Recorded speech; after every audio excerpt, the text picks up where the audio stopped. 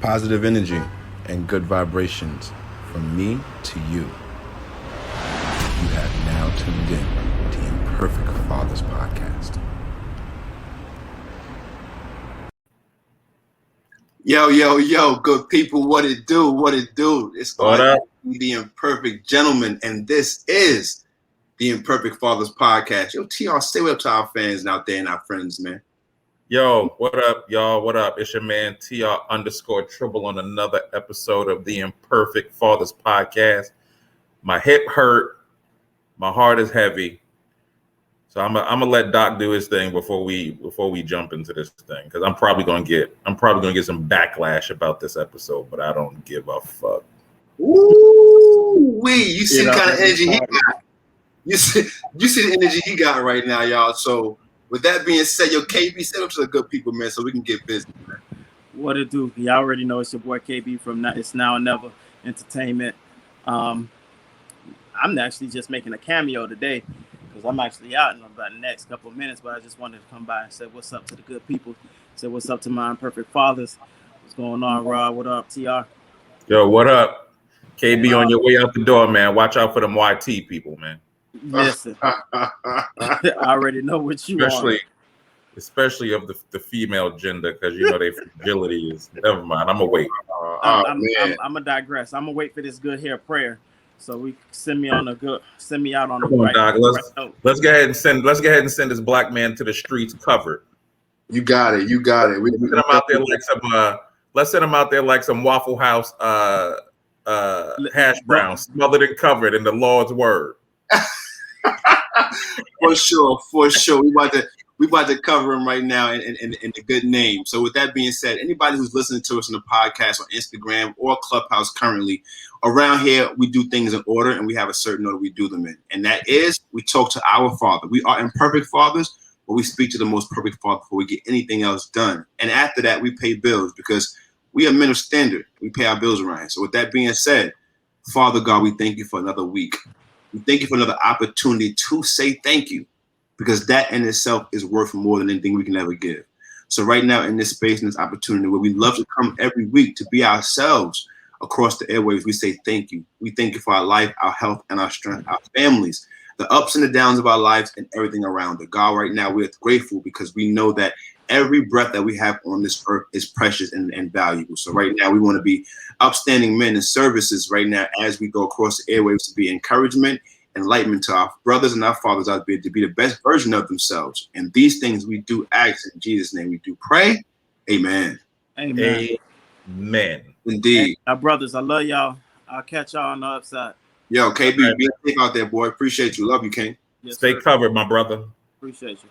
So now for the next part of the podcast, really quick, for the sponsors, and one of the sponsors actually took off. Those guys over at Now or Never Entertainment. For all your music needs, guys, whether it be hip hop, gospel, R&B, neo soul, you name it. That man over at Now or Never Entertainment is a phenomenal producer. If you have any kind of music needs, go holler at him and he will help you bring a project to life. I'm telling you from experience. So if you have any music needs from whether it be reels on your content, music for your background of movies, whatever you may need, holler at that man over at Now or Never. And if you use the word imperfect, he'll give you 50% off on any beat in the store. So I'm telling you guys, shop smart, shop black, shop It's Now or Never music. And I'm telling you, you won't be disappointed. Now, for the other lovely sponsor of this beautiful podcast, I'm wearing a throwback jersey right now from the actual beginning of the podcast. But guess where it came from? This phenomenal company called Cassie's Classic Designs. So for all your print needs, whether it be t-shirts, signs, cups, you name it, she can print on it and she'll get it done. So if you're on Instagram, it's Cassie's_classic_design. And if you're not on Instagram for whatever reason and you want to get her directly, her Gmail is Cassie'sClassicDesigns@gmail.com. Now be warned, y'all. This is normally where I give over the mic to Troy, but he's on one tonight. So Troy, do your job. Listen, I'm not gonna say I'm on one, you know. So originally we was gonna talk about how black male masculinity can be offensive. Mm-hmm. But really, to me, if you just a weak ass, and I don't care if you a weak woman or a weak man, we always gonna be offensive because we are strong black men, right? Some people just take offense to that because they feel like we asserting our dominance or our power in a way that just isn't conducive to the way that they would like to receive it. But at the end of the day, I'm gonna just say this real quick to all my kings out there: that there is a positive way for us to assert ourselves and continue to be men. There's a positive way for us to be the head and not the tail, and for it to be received with openness, with love, with gratitude, and with recognition. And to all my sisters out there that are receiving the kings, listen, have a conversation. Have a real communicative conversation with your king, with your black man, and let them know how you feel. Because I think that's, part of the problem is sometimes communication. But, I was about to get on the rant, but really, well, my heart is. Because right now, let me help y'all out right now, because I know some people are confused. Some people seen the flyer and was like, we're talking about the bonnets tonight. Some people was like wondering what's TR talking about. But it's all gonna make sense, guys, at the end of this episode, because it's all gonna tie in, right? Because I had this twist in my mind since earlier about the twist of the conversation. Because like Troy said, the original purpose of this episode, we're gonna speak about masculinity of a man and how it's misconstrued and called toxic when it's actually just a man being a man. And that has its place. And then I also brought to the table of, we're going to also speak about these bonnets, right? Because it's going on all over the place right now. These women and these bonnets. So I really want to sit here and talk about the bonnet only because it's going to tie into the whole thing of respecting ourselves, right? Because we want people to respect us, right? Especially as black individuals, black men and black women, we fight for respect because we had to fight for it from day one. So that's the one thing we fight for naturally. We fight for just for being accepted, right? In this world we live in. It's a natural fight that we have. But when we're not putting ourselves in the position or even respecting ourselves enough, right, to demand someone else's respect, by presenting ourselves a certain way, how can we ask for respect? So now I know this sounds so hypocritical because anybody who knows me knows that part of my life growing up, I wore a do-rag in the street, right? I wore a do-rag everywhere I went majority of the time, to the point where it was a part of my outfit. It was a part of my get-up, right? You don't got one of them velvet do-rags, do you though? I'm sorry, like some of these cats be out here in these hot velvet ass do-rag. I saw this cat the other day, he had on a suede do-rag. I said, yo shit got to be moldy. Yo, I'm talking about sweat nasty under that rag. You hear me? But yo, TR, it's so crazy because it's like back then I really didn't understand what the beef was about. But now as a mature man, understanding what our fight is as a whole, right? I understand where people are coming from, because let me tell you the premise of this whole conversation. I was listening to my brother Fred Hammond, and he was speaking about Monique, and how she was put a video out to the women concerning their bonnets, and how she approached it, and how she used her words to really articulate and come from a place of love and caring about how women should present themselves in public, especially in the airport. And a part of me was like, all right, the young part of me was like, yo, well, like they just want to be themselves and be comfortable in the airport. Like you can't judge nobody for just want to be comfortable. But then the mature part of me and understanding about what we're fighting for as a whole and what we've been through as a people, it kind of made sense about what she was saying, because all she was really saying is show up for yourself, right? Yeah. Show up for yourself. Don't just come to a place where you're just, oh well, you know what? I'm going to the airport today I got to take a flight, and you just wear your bonnet and some flip flops and just look homely.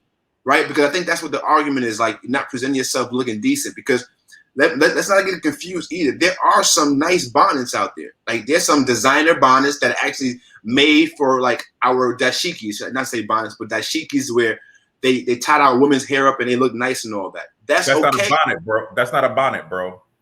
We're talking about head. Okay, Doc, let me stop you real quick. Because you getting ready to muddy the waters. You getting ready to get stuck in the water. My sisters, don't wear your bonnet in the street. Don't wear your pajamas in the street. Yeah. Don't wear your night clothes in the street. It's for the house. And for me, what it is presentation. It is what you are presenting to the world outside about you. I don't care if you just run. I don't care if you run it. Listen, I don't care if you run into the supermarket. I don't care if you run into the bank. I don't care if you run into the mailbox. First of all, it's just damn lazy if you don't take it off. It's just lazy. There's no reason. And so you outside in it and you coming back in your crib to lay it on your pillow. Because you're not changing the bonnet. You don't, unless you just got an outside bonnet, right? You got man bonnets. Unless you just got a bonnet for the outside. But it's the presentation, bro. It really is, and to me, it is. You are careless in how you are presenting yourself in the street, and to me, it's the equivalent of these cats out here with they damn drawers all the way out, bro. Facts. It's equivalent. I'm not going nowhere with no cat and his whole ass cheeks is out. Yeah. Period. I'm not going nowhere with you. And I'm sure not going no place with no woman with no bonnet on her head. Facts. My grandmother didn't do it. My grandmother's sisters didn't do it. She didn't go outside in her roller set. She had the sponge rollers. Now, I ain't gonna lie. My mom did. I ain't gonna lie. A few of our women in our family definitely did that. But I'm gonna keep it a stack. But guess what? I don't ever remember seeing your mama outside of no rollers and no. Let me keep it a stack of my mama right now on my own platform. Yes, she did. She came to my school like that a few times. And she's gonna beat your ass though. Yeah, you know what I mean? But at the end of the day, she still could have came correct, beat my ass. But what I'm saying is that at the end of the day is how do you want the world to perceive you, right? Like, how do you want to be seen? Because that's what it's all about. Like, yo, how you representing yourself? Because like now I understand, like me walking into a space where I want the respect of men. I can't walk into it with a do-rag on and demand the respect of men and my peers. And I can't do it. So how do we say, okay, women, well, you can wear your bonnets? The truth of the matter is, none of us should be wearing the thing that we are wearing in our homes, in our bed to go to sleep in. Like Troy said, like our pajamas, our head wraps, our head scarves, all these things that are meant to be in the home to protect our hair, right? Because that's what it's meant for in the beginning, right? The bonnet and the do-rag was meant to protect your hair when you sleep.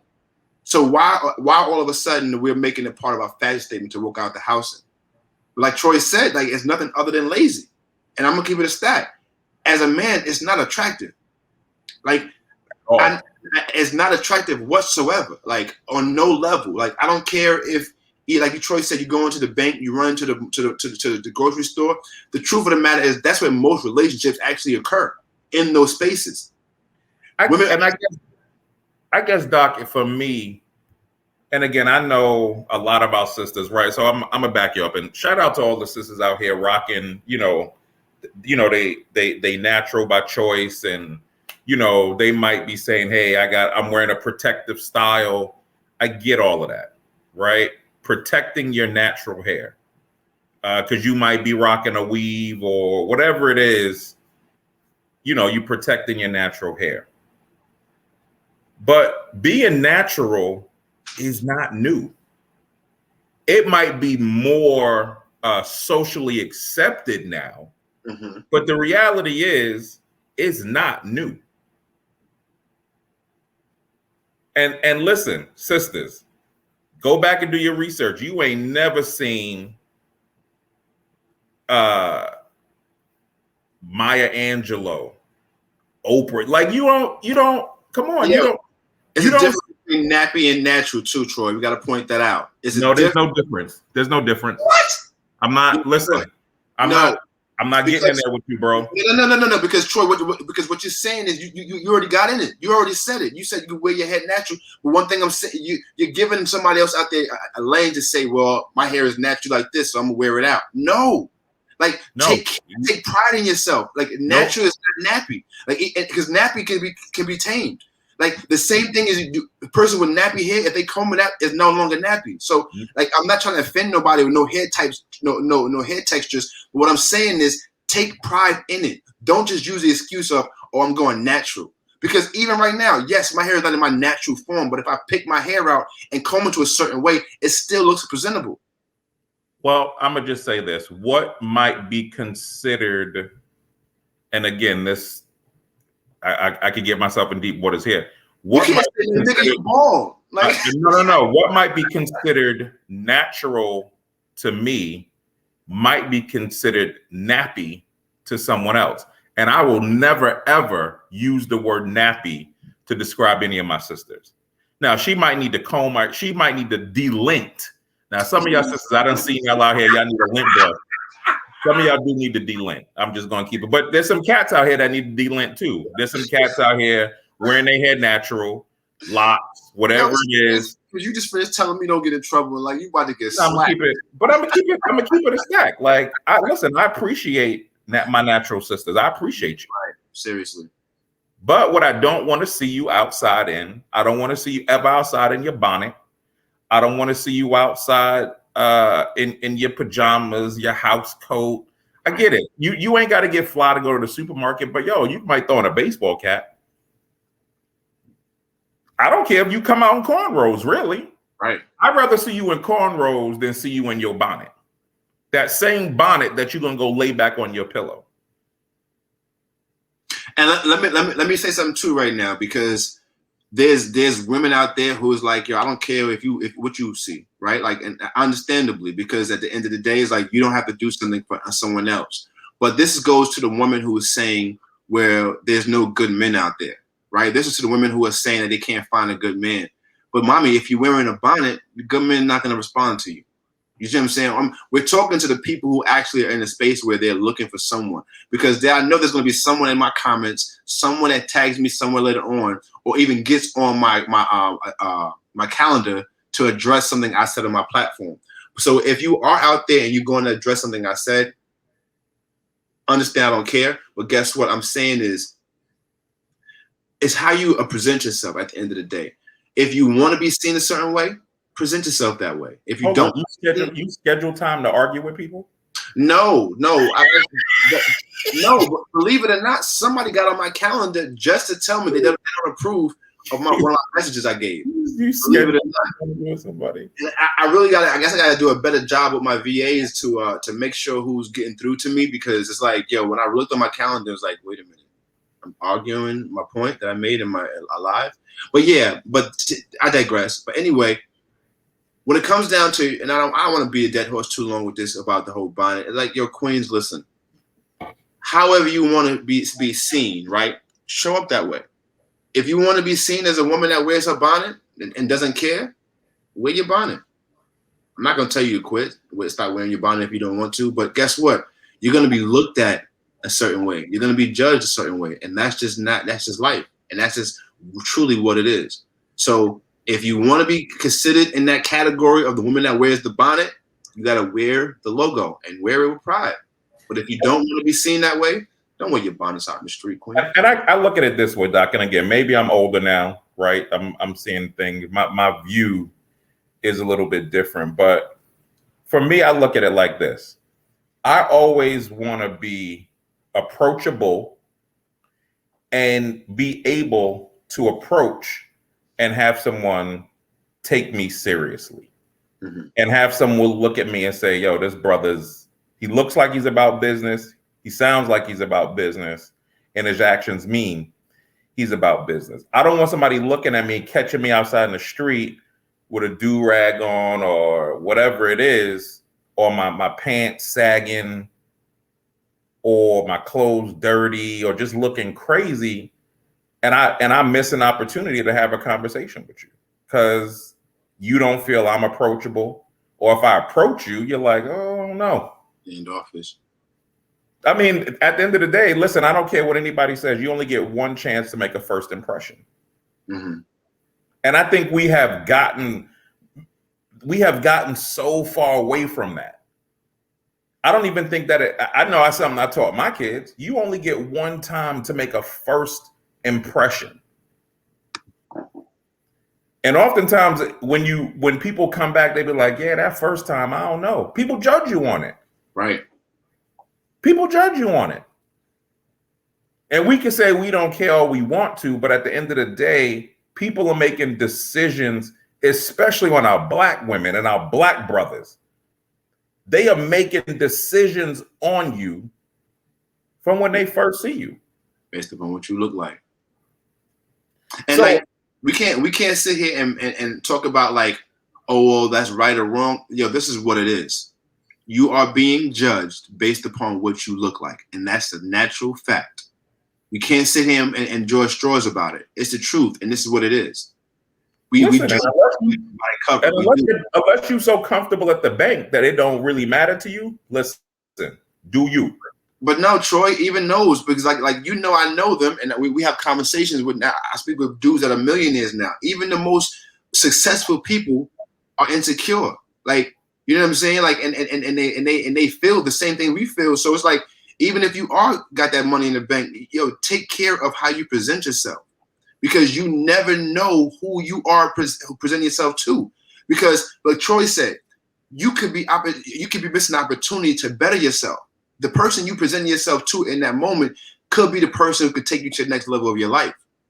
And ladies, listen, unless your bonnet is your persona, right? Because I mean, if your bonnet is your persona, rock your bonnet, right? If you on IG, TikTok, Facebook, YouTube, all the platforms, rocking your bonnet, and you bonnet Becky or bonnet whatever.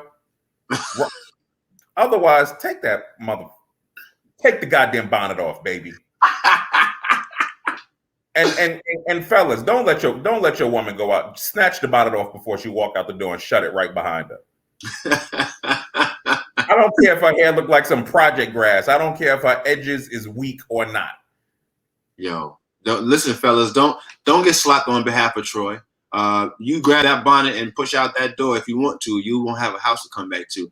But what I'm gonna say is this: Queens, with love, right? With nothing else but love. And to be honest, I don't have no skin in the game. Neither does Troy, because we're both married men. So we're not saying this to pander to you or make you feel a certain kind of way. We're saying this literally as brothers, as uncles, as someone that really cares about you as an individual. Present yourself how you want to be seen, and you just live with the results. Because if you're okay with being seen in a bonnet and wearing what comes with that title, right, in the mindset of others, because you can't control that. How someone sees a person wearing a bonnet, you can't control. So if they see you as a lower individual that they don't want to help, that you can't help them, they don't want your services or whatever business that you may be in, could you blame them? So, Doc, let me ask a quick question, because you may or may not remember this, because I remember this before, like the bonnets were a big thing. Okay. Remember when chicks was wrapping their hair? Yeah. They was wrapping it before they went to bed. Then they put the little headband joint on it, right? But sometimes they would come outside in that joint. Is it the same thing? Because the bonnet to me is just an escalation of, because I don't know no chick that's wrapping their hair no more. Nah, but I do though. Like, it's crazy you said that. I do actually know a few chicks that's wrapping their hair. But it's almost the same thing, Troy. But at the same time, when the women will have the hair that their wraps in it, they was taking it off, and you can see them just comb it out in that moment. They wasn't rocking the wrap, right? The wrap wasn't the hairstyle. The bonnet is now actually a thing, right? The bonnet is actually taking a life form of its own, where the wrap is just something where the women would do and just comb the hair down and call it a day. Because I seen this chick outside the other day. She had one on. She looked like Chef Boyardee. She had a big white and listen, ladies, if you gonna be outside with your bonnet on, let me couple of things. Make sure it's not dingy. Make sure your bonnet is not dingy. Make sure you didn't cook chitlins in it. And don't fry chicken in your good bonnet. Because when you come outside, you smell like fried chicken. Yo, do not cut chitlins in your bonnet. Oh, that is bar right there. Bonnet stink as hell. And here's the other thing, ladies. I'm gonna just listen. We here. You know how because the bonnet got the elastic on the back of it, right? Don't laugh at these hot dogs I got on the back of my neck, but because I know somebody going to join me about it. But the bonnet got the elastic on it, right? Ladies, wash your bonnet. Because I stood behind this chick online one time in the supermarket, and that bonnet, that elastic on that bonnet, my God, that elastic was funky as hell. It was funky, bro. That smelled like straight mildew. I'm just going, listen. Yo, somebody help me on this atmosphere right now. This guy is a fool. Wash your bonnet. Listen. Wash your bonnet. Seriously, wash your bonnet. And don't be like your little babies, because they be outside. They be outside in their bonnet, and they baby be outside in the bonnet too. So if I see you out in your bonnet and your bonnet dirty and the baby bonnet dirty, y'all both gonna get it. Baby getting it too. I don't even care. I'm just letting y'all know. Yo, listen, but in all seriousness, Queens, let's think about this. Do you want to be approached by a man wearing his do-rag? But hold on, Doc. Some chicks do though. But Troy, this is what I'm saying about everything, bro. But we have to talk to somebody. So what I'm saying is to the person who doesn't, like to the woman who does not want to be approached by a man with a do-rag, you can't wear a bonnet, Queen. Because yes, Troy, to your point, there is somebody out there who wants a man who walks up on with a do-rag, that wants the roughneck look, who wants that type. Because guess what, Troy, me and you might not want a bonnet, but there's a dude out there that's like, you know what, man, listen, that bonnet shit kind of sexy, nigga. I'll tear that bonnet up. So it's to each his own, though. But what I'm saying, as per us, is like, I always talk to the person that I am, right? Because I can't talk to everyone, because that's not how you speak. But I always talk to the man that I am. So the man that I am says, I'm not gonna wear a do-rag and approach you, Queen. So I also don't want you to be. I don't want to approach you in your bonnet.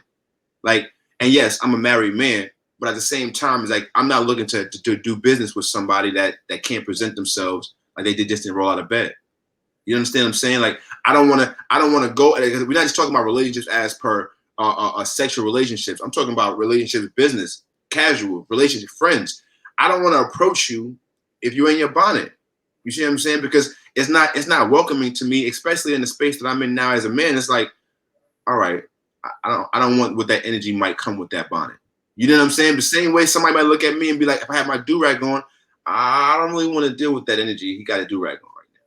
Listen, I teach my goddaughter and my granddaughter, who, when they come to my crib, they keep bonnets here at the crib, right? I'm pro bonnet in the house.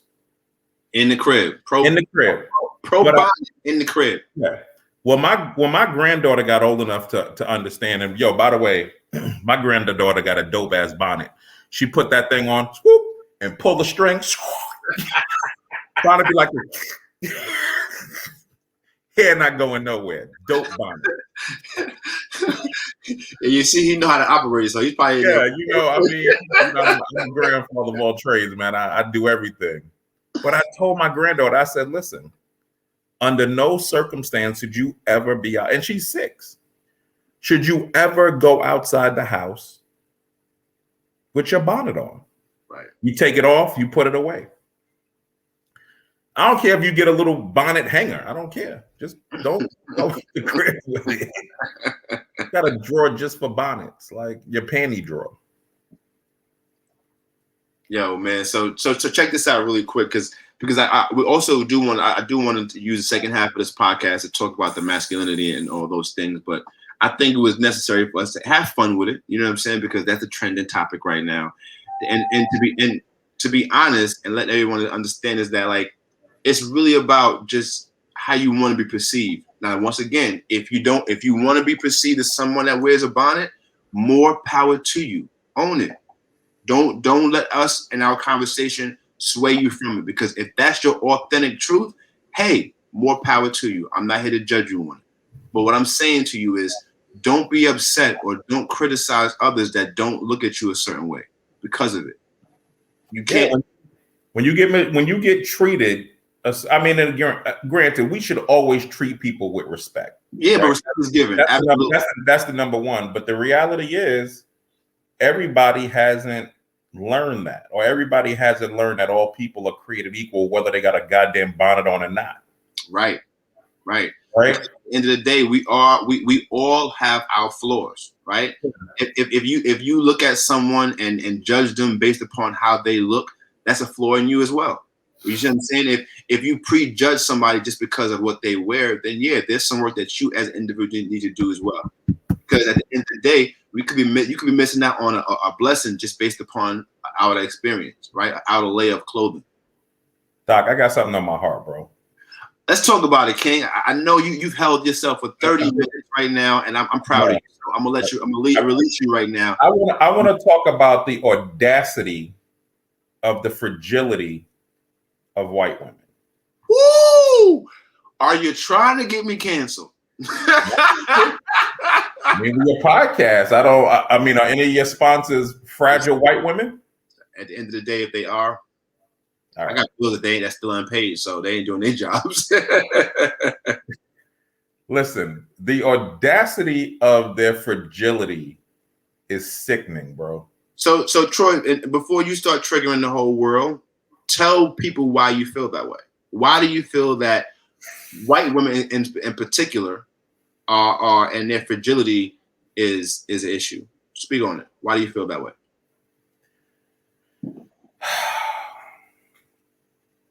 All right. Listen, I want to be clear. I have nothing against white women. I love all women. I love my sisters more. I've knocked down my fair share of YT women. I would never marry white. That's just my preference, though, right? Their fragility is, I mean, we've been seeing it, right? We've seen it in all the Karens calling the cops. Oh my God, black people at the pool, black men, right, at the pool. We saw it when the white female cop shot the black dude in his apartment, right? She was, oh my God, she was scared. You're a cop with a gun in somebody else's apartment, right? We saw it when the woman blamed the black man for killing her kids, when in all reality, she was the one who killed her kids, right? So her fragile mental state was so crazy that the only thing that she could think to do was blame the death of her children on a black man. The audacity of their fragility. When it comes, and let me just say this, when it comes to dating our black men and brothers, listen, y'all gonna do what y'all want to do. Listen, my son, he's married to a white woman. Y'all gonna do what y'all want to do. But what you had better make damn sure of is that that woman is ready to ride or die with you.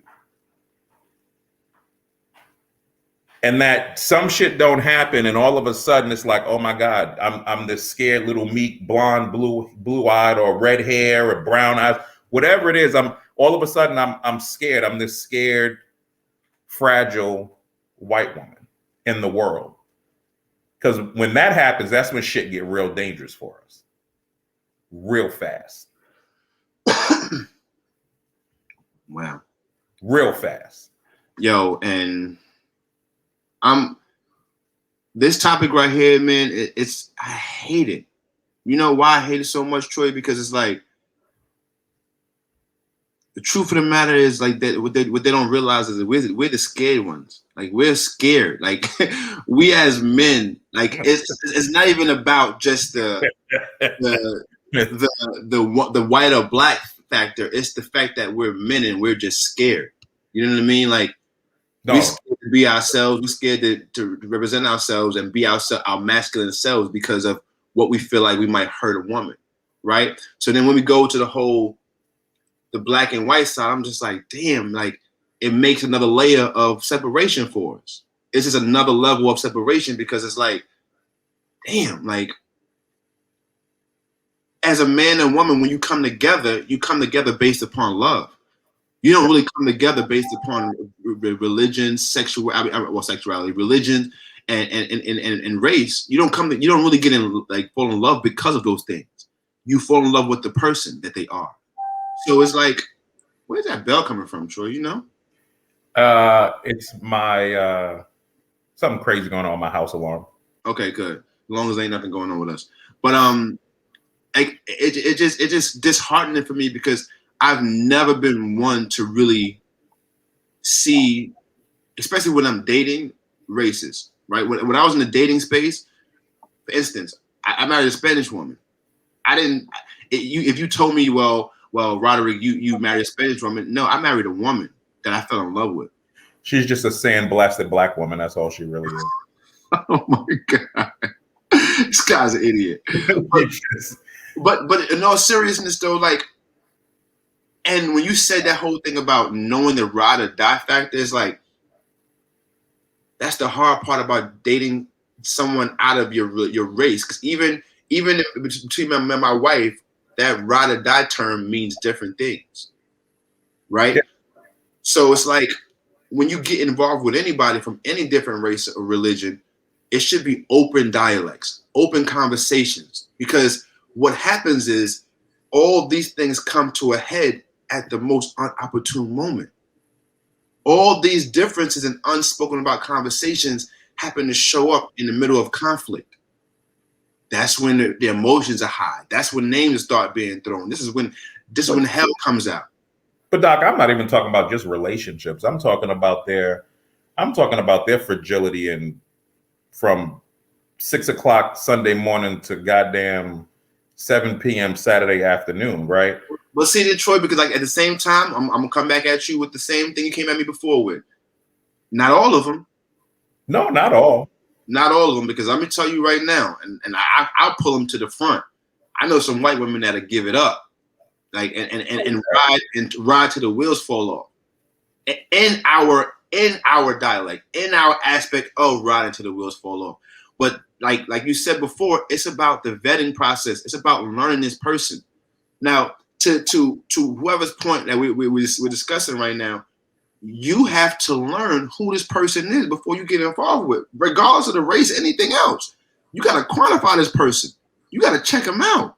And how do you do that? Let's talk about that for a second, because that's the part that gets caught up and missed in translation. How do you vet someone, right? Doc, I think I hear you, but I think the vetting process is different when it's your own people. I beg to differ. You gonna let me finish? Let me finish. And I'm gonna tell you why. Because there are things that I don't have to teach a sister. There are things I don't have to. There are unspoken things in a relationship between a black man and a black woman versus some of those things in an interracial relationship, a black man dating a white woman. That's just, I mean, again, I could be wrong, but I think the vetting overall, the relationship vetting part of it, absolutely. The relationship, the communication part of it, absolutely. The 5 love languages part of it, absolutely. That's all the same, right? I don't care what the color of your skin is. That to me is all the same. But there are some intangible things, bro, that you just can't vet. There's some intangibles that you can't vet. But what I'm saying is, Troy, is that you might not be able to vet those in those moments, but you can start digging and finding out. And let me explain how. See, a lot of times we get involved with people and we get in relationships, we don't take the time to find out the things going on around them, right? We don't do the homework to meet the people around the person we're vetting, right? How many times when especially myself, Cassie came asking you questions when she first met you. Cassie asked everybody she met in our family questions about me. Why she do that? As she should. That's what I'm saying. The vet, that was her part of the vetting process. The same way as that I went around her to find out what she was made of and what she was about. I'm not disputing that part of it, Doc. That's regular relationship shit. So what I'm saying to you is that the things you're talking about, those type of things, I'm not saying that those don't differ, because the same way we have two things between two black men and two black women, same thing happens for two white women and two white men. Same thing. They have things unspoken between them two, the same way there's unspoken between us. But what I'm saying is the unspoken is bullshit, to be honest, Troy. The unspoken is BS.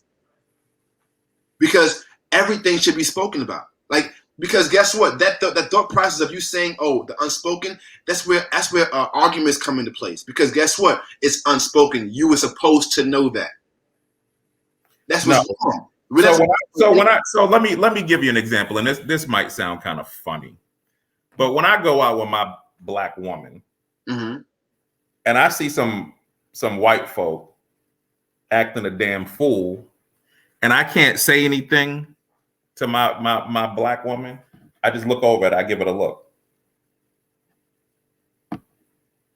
and she know. Right. And when we get in the car, we're gonna talk about that. Right. But Troy, the same thing happens on the opposite end of the spectrum. When they see us niggas acting stupid, they get in the car and say, "Did you see them niggas acting a complete fool over there?" They laugh at us the same way. It's the same thing. I hear you. But again, I think, and listen, I've got some fantastic friends who have interracial relationships. I love them. I love the shit out of them, right?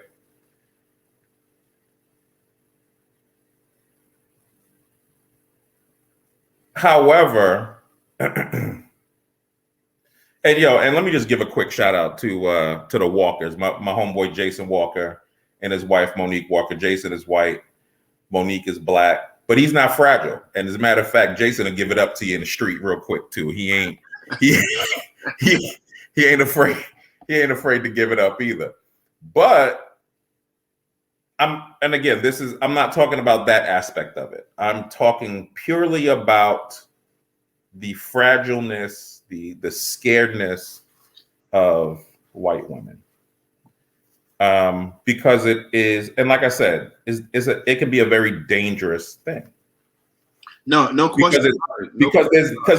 Listen to me. No questions are getting asked.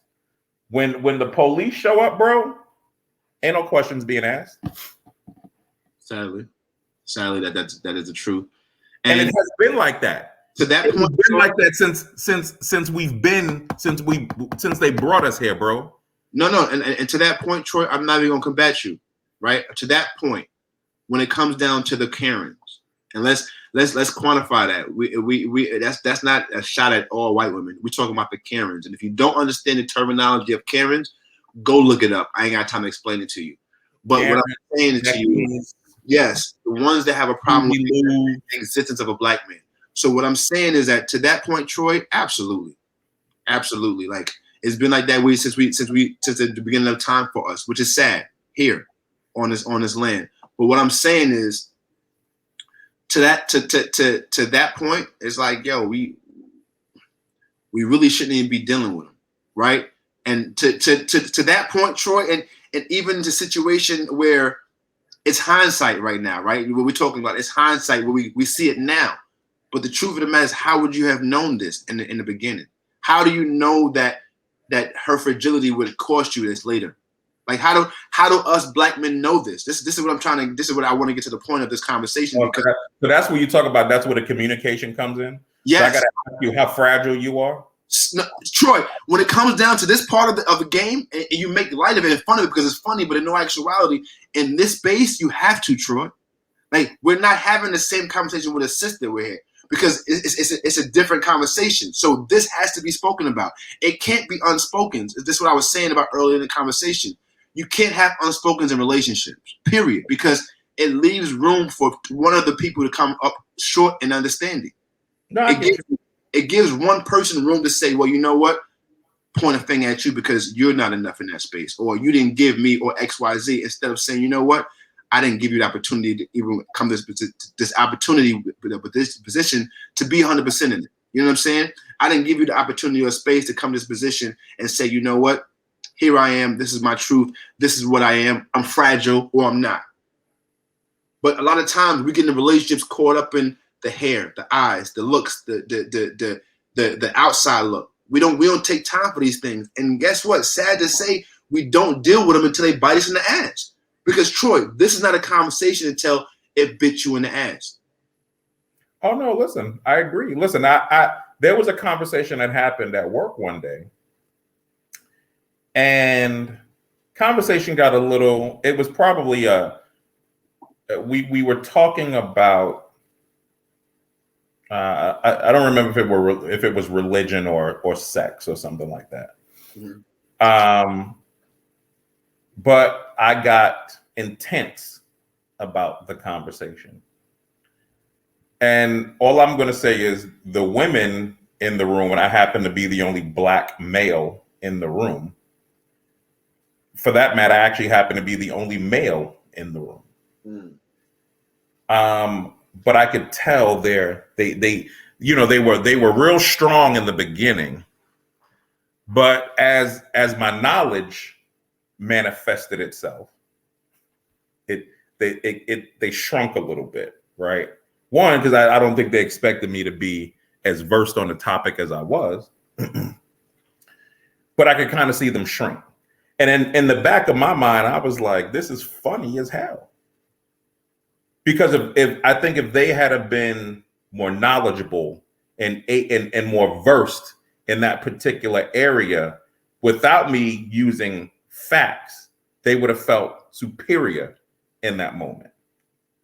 But their fragility exposed itself so much that I was like, this is some bullshit.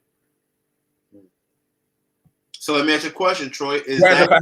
Whereas I felt if I had been having that same conversation with some sisters, they'd have been rocking with the kid. But my question is, how are you so sure about that, Troy? How are we so sure about what? How are you so sure about that? The fact that your sisters would have been so gung-ho on it. Because let me tell you something that I've learned, and it's been a sad thing that I've learned this in the last 6 months.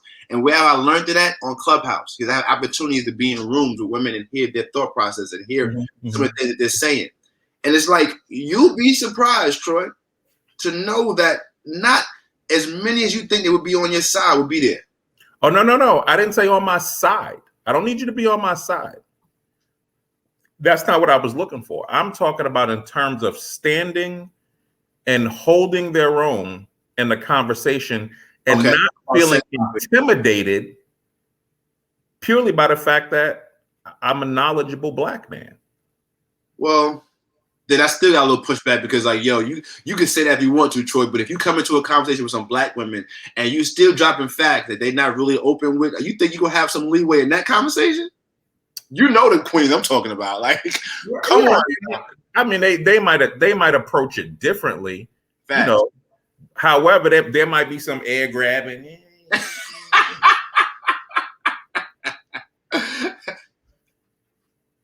some high. Oh my goodness! Flies out the window. Yeah, but I can appreciate that more than I can appreciate you all of a sudden getting scared, right? All of a sudden you want to run away from it. I get it, but I've also been in spaces where I got an opportunity to speak to not just white women but black women too. It's about what they've been through before they came into us. Now, anybody understands trauma and all those things as you do, Troy. So it's like I look at it like this: when it comes down to women in general, how you approach them and how you interact with them is not really based upon that moment with you. I agree. It's about what they've been through, interactions with men before you. Let me just say this. I think sometimes It is their lack of experience.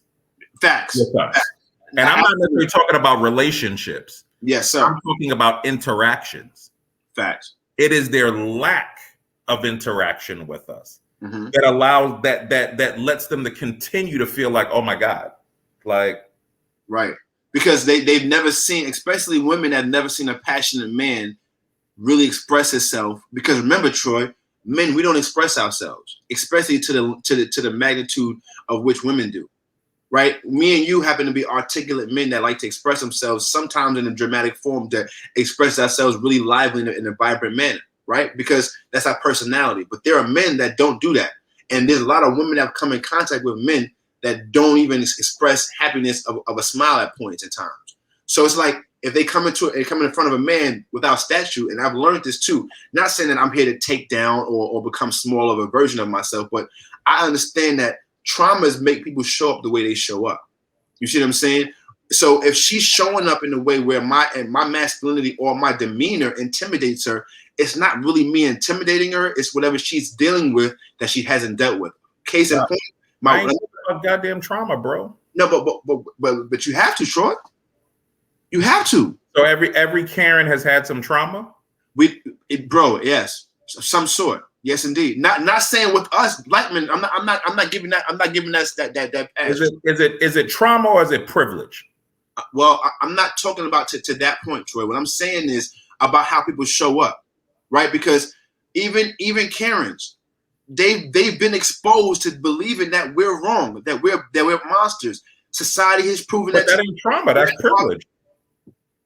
But Troy, you call it what you will. Privilege, trauma, it's still trauma, bro. It's wrong. They was taught wrong. That's not right. Somebody teaching you something wrong, that's trauma. That's not right. But so at what point do you take it upon yourself to learn better? Because we're always encouraged, right? Right. But what I'm saying is for that person is whenever they ready. For that Karen, whenever she gets an awakening. I'm gonna keep tearing their ass up. Well, that's your battle, your plight. Because me personally, I don't give a damn. What I'm saying is, everybody shows up how they show up for a reason. Karen show up how she show up for a reason. Black men show up how we show up for a reason. Everybody shows up how they show up for whatever reason that they show up how they show up. Now, what I'm saying is, and I'm not giving nobody no passes to be ignorant, racist, of no sort, of no kind of. Don't get me wrong, by no means. But what I am saying is, we got to start understanding that people are showing up because of where they've been, what they've been through, and how they've been taught.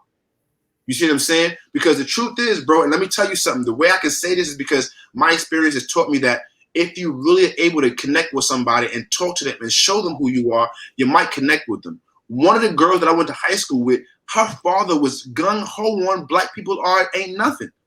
Like, yo, her even actually having black friends, she got a behind with the high school about.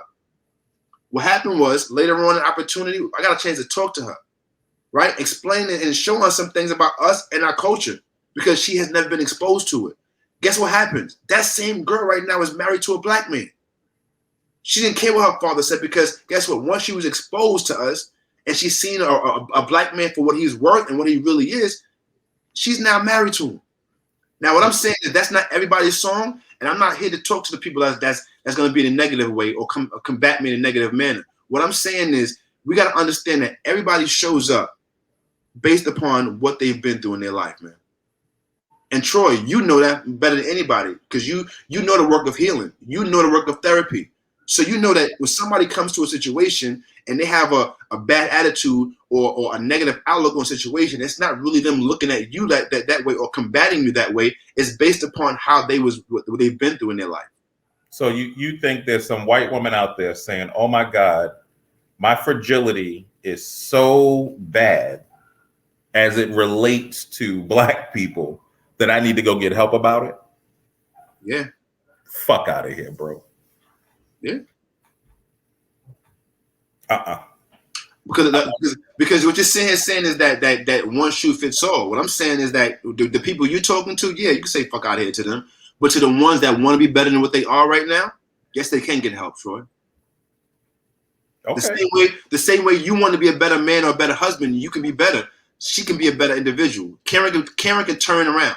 Karen can learn something about a black man and realize that we're not here to hurt her, and that she can learn different, and she can be a better individual. That can happen. It's a possibility. She can heal.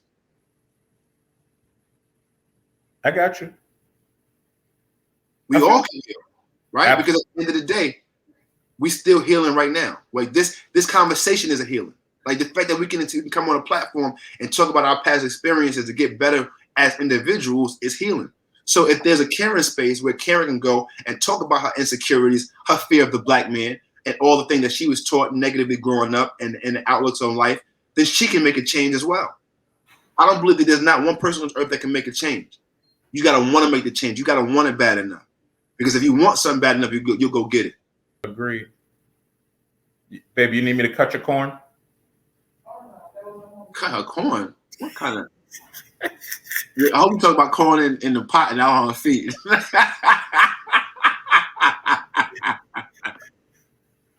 Yeah, I really hope that you pray that you talk about the corn on the cob, right? And not corn on the cob, man. Corn on the cob. Yo, listen, man. This has been a rich conversation, man.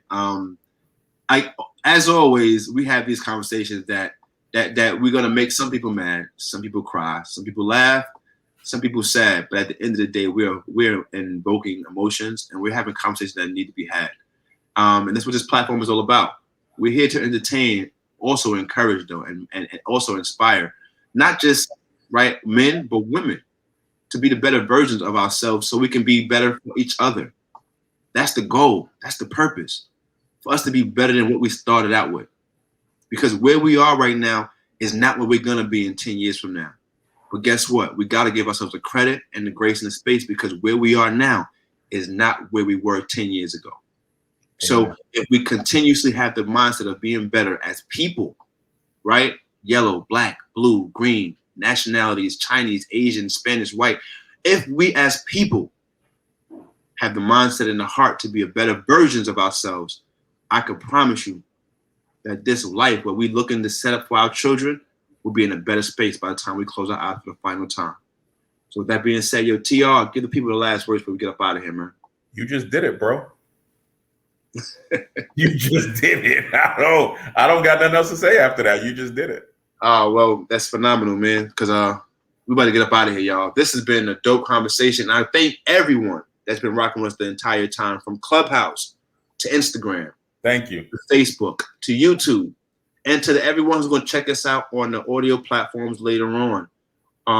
Apple, Spotify, and wherever you listen to your audio downloads at. Thank you so much because we appreciate you. Yep. And all your comments and concerns, please keep sending them because we love them and we enjoy them. And we thank you so much for all the support. So with that being said, guys, fellas, remember the vibe that we give off and our energy. And if you don't, we're going to tell you again. To the world, you are just a dad. Sad to say, that's all you are. But to your family, you are the world. Don't let that go over your head, kings. To your family, you are the world. So present yourself that way. Act accordingly and lead your family to victory. And don't let your woman go outside with her bonnet on. And keep those damn bonnets in the house. Yo, kings and queens out there, you know my energy, but I'm going to tell you again. Anyway, be good to yourself, y'all, and the ones around you. But if you can't be good to the ones around you, it's okay. Just get those folk from around you. Yo, this is RJD, the Imperfect Gentleman, and this has been the Imperfect Fathers Podcast. Y'all be blessed. Because peace, y'all. All right, bro, I got to go run ice this hit, man. Yes, sir. Yes, sir. You're still live, too. Oh, I'm playing.